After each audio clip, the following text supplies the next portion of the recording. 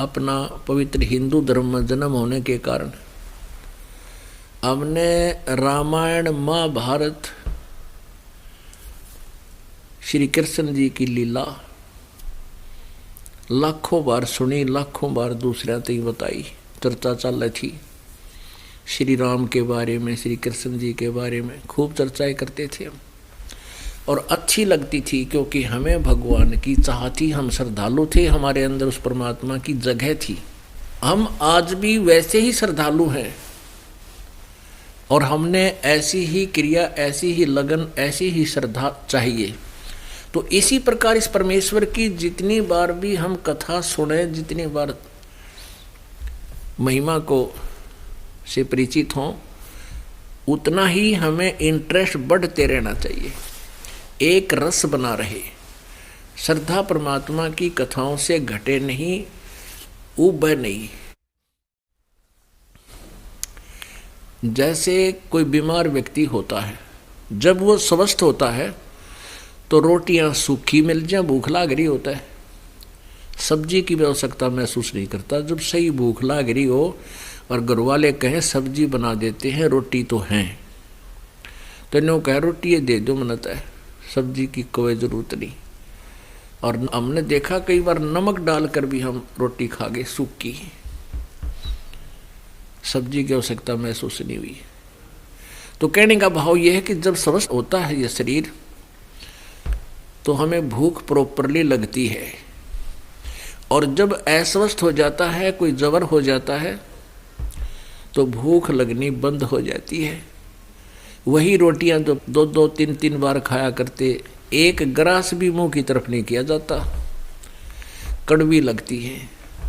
मनुखा दाख, सेब, संतरे सब कड़वे लगते हैं। अब ना तो किसमिस मनुखा दाख कड़वी, ना रोटी कड़वी। कड़वा कैसे हो गया? वो जो मीठी चीज थी वो कड़वी महसूस क्यों हो रही है? क्योंकि बुखार ने, जवर ने शरीर की व्यवस्था को बिगाड़ दिया, अनियमित कर दिया। अब उसका ट्रीटमेंट क्या है? कड़वी गोलियां कुनीन की खानी पड़ेंगी, मलेरिया हो गया, न चाहते हुए भी फांकी मारनी पड़ेंगी, कति कड़वी होती हैं। और उन कड़वी गोलियों के खाने से फिर वो जवर कम हो जाता है। फिर धीरे धीरे वही रोटियां, वही मनुखा दाख उतनी ही स्वादिष्ट हो जाती हैं। तुलसी पिछले पाप से हरि चर्चा ना भावे, और जैसे जबर के बेग से भूख विदा हो जावे। और जिन व्यक्तियों को ये परमात्मा की चर्चा जितनी बार भी सुनने को मिलती है, उतनी बार ही अच्छी लगती हैं। जैसे इस रोटी सुबह भी खाते हैं, भूख लगी और शाम को भूख नहीं लग रही, रोटियों में रुचि बनी नहीं भोजन में, तो समझो आपका कोई गड़बड़ी होगी, आपका शरीर स्वस्थ नहीं है। तो उसका क्या ट्रीटमेंट है कि उसके लिए फिर टेबलेट, गोली, डॉक्टर का संपर्क करें, और फिर स्वस्थ होते ही फिर अच्छी लगेंगी। दोनों टाइम ही भूख लगती है और लगनी चाहिए। इसी प्रकार परमात्मा की जो महिमा है, ये आत्मा की भूख है, आत्मा का आहार है। और जो ये फिल्मी गाने, संसार संपत्ति को संसार के अंदर ये चोचले करने, लोग दिखावा, चौधरी पाकना है, कोई उच्च अधिकारी होकर के अभिमान करना, उच्च पोस्ट प्राप्त करके, उच्च कोई पद प्राप्त करके बकवाद में हिस्सा लेना, ये मन की खुराक है। बीड़ी, शराब, मांस, तम्बाकू, नाचना गाना, डीजे बजाना, ये मन का आहार है। और परमात्मा की भक्ति, विनम्रता, दान पुण्य करना, परमेश्वर की भक्ति करना, सिमरन करना, ये आत्मा का आहार है। हमने पहले क्या कर रखा था? मन को सांड पाड़ दिया था। सारा ही आहार हम मन का ही खा रहे थे, इसको खिला रहे थे। और अब हमें ज्ञान हुआ तो हमने इसके आहार पर कति बैन लगा दिया और आत्मा का आहार बढ़ा दिया, तो अब आत्मा इससे तगड़ी होती चली जाएगी और यो वीक हो जाएगा, कमज़ोर हो जाएगा और ये इसकी बकवाद बंद हो जाएगी। एक समय आदरणीय गरीबदास साहिब जी, जो कि किसान परिवार में जन्मे थे, किसान थे, जाट थे, और उनके कुछ शिष्य भी किसान थे, उनको यही ज्ञान समझाते थे कि भाई जो तुम चोचले करते हो ये मन का आहार है, इसको कम कर दो। तो कोई भक्त कहता था जी कोशिश बहुत करते हैं, ये मन कोई ना कोई गड़बड़ करवा ही देता है। परमात्मा बोले भाई जैसे, बोला जी कैसे इसे न रोकें। तो उदाहरण दिया था कि तेरे पास 2 बैल हैं, हाँ जी 2 बैल हैं, और दोनों बैलों में से एक तगड़ा भी है, हाँ जी एक तगड़ा है, वो दूसरे बैल को जो वीक है, कमज़ोर है, उसको आहार नहीं करने देता है, क्योंकि खेतों में एक टोकरे में दोनों बैलों को आहार चराते हैं, चारा चराया करते हैं।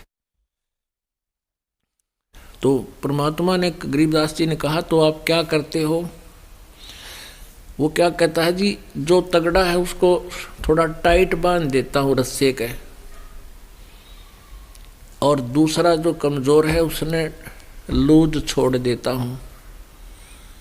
तो वो जो मारने वाला है वो उसको हानि नहीं पहुँचा पाता और वो वीक भी आराम से उसका आहार खा लेता है, अपना काम चला लेता है। तो गरीबदास साहिब जी ने कहा कि ऐसा ही करो, इस मन रूपी सांड ने थोड़ा सा टाइट बांध दो और इस आत्मा को भक्ति में लगा दो, इसको लूज छोड़ दे। ऐसा ही करने से क्या होगा कि कुछ दिनों में जो तेरा दूसरा कमज़ोर बैल है वो तगड़ा हो जाएगा और उसका स्वभाव मारने का नहीं है दूसरे को।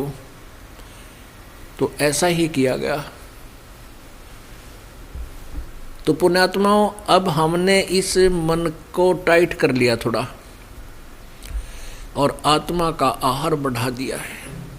अब ये आत्मा इतनी प्रबल हो जाएगी, इसके मन के पंजे टक्कर नहीं दे भैया, इस मन को ये बकवाद नहीं करने दे। और पहले मन इसको डरा धमका के साथ ला ले था।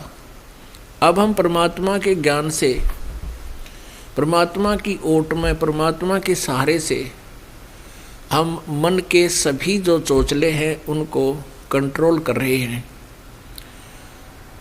हम देखा करते थे, गांव में दास का जन्म था, हमने देखा कि हमारी बहन बेटियां, माता, चाची, ताई, कोई भी ऐसा विशेष आडंबर नहीं करा करती जो आजकल चल पड़ा।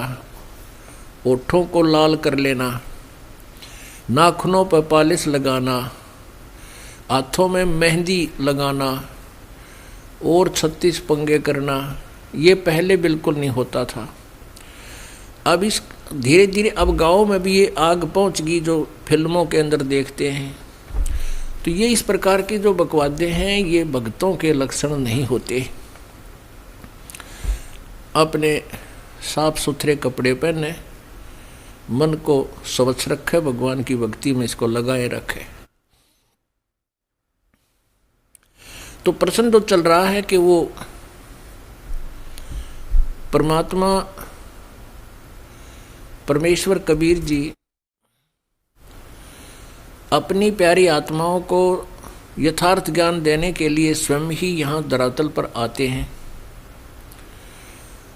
और वो परमात्मा जो हमें सत्य कथा, सत्यनारायण कथा बताकर जाते हैं,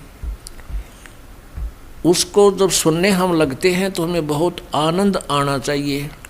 जैसे रामायण महाभारत को हम कितने सुना करते थे, लाखों वर्ष से ये रामायण, और लगभग मेरे ख्याल में सन 1990 में 89 में इसका नया प्रारूप बना करके एक मॉडर्न टाइप से बनावटी ये रामलीला बना के और टेलीविज़नों पर चली थी।